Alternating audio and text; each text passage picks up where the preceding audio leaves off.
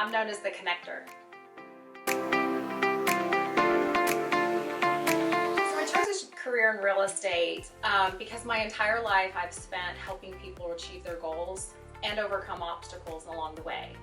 And when I first looked into a real estate career, I thought that those were good matches for me because it's not an easy process. And you do need a little bit of guidance and some knowledge and some honest feedback. Having open and honest communication, being transparent about the process of home buying or home selling, even if the information isn't what you want to hear, needs to be communicated quickly. And I hope that my clients feel like I did that for them in their process.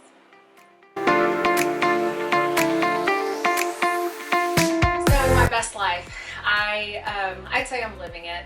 I would say that, hey, I'm Patty Smith, and when you work with me, you're gonna love your agent.